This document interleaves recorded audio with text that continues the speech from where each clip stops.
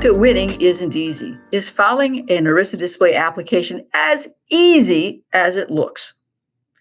Well, the application looks short, simple, and to the point. And in my view, it's anything but. I think it's full of hidden traps for the unwary. I think it's designed to give the disability carrier plan reasons to deny your benefits. So what are some of the traps in an application for long-term disability insurance benefits? And why wouldn't you not want to rush to complete that application? Now, there are many traps, but I think that there are three important and common traps that I see in all of the applications that we're dealing with. The first trap, I think, is what's the date of disability? It's known as the onset date. The second trap deals with the questions about your occupational duties. And the third trap deals with the questions about disabling medical conditions. And a mistake in just one of these can result in a claims denial. Let's start out with the date of disability. It's important that you pick the right date to claim that you're disabled and that that date is supported by medical evidence. So if you recently have gotten coverage, the disability carrier is first going to determine whether or not they can deny the claim based on the pre-existing condition clause. They're going to have a look back period, and they're going to see if you've gotten treatment or should have gotten treatment for the disabling condition that you're claiming.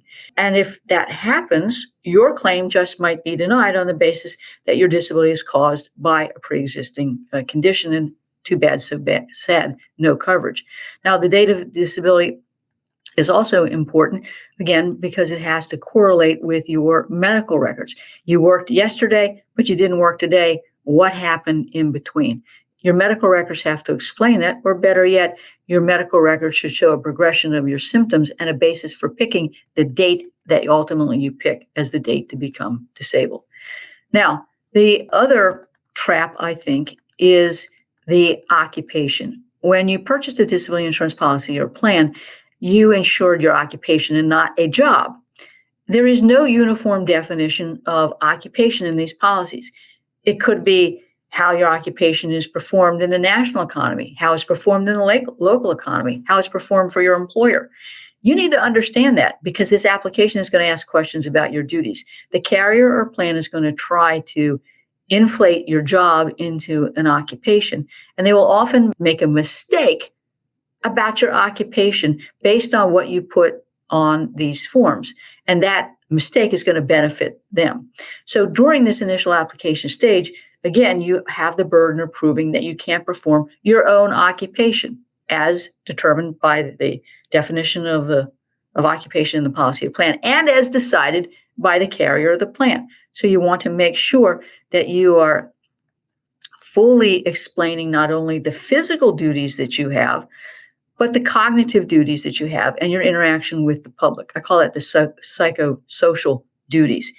I want you, as you're doing this, to think backwards. What is it about your disabling medical condition that would prevent you from doing all or some of these duties? And you want to make sure that that's in your occupational description.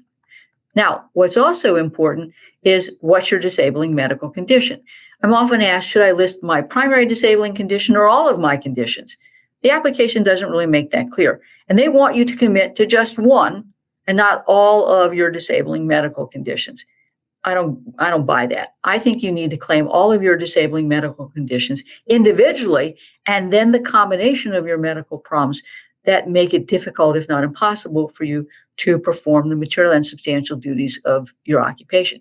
And you can see that this isn't as simple as it looks, but you should be consulting again with an experienced ERISA disability attorney who can help you understand your policy, how to complete that application, and help you formulate the correct, true, and accurate answers. Remember, the disability carrier is going to try to mischaracterize your medical condition, your occupation. They're looking for a reason to deny the claim.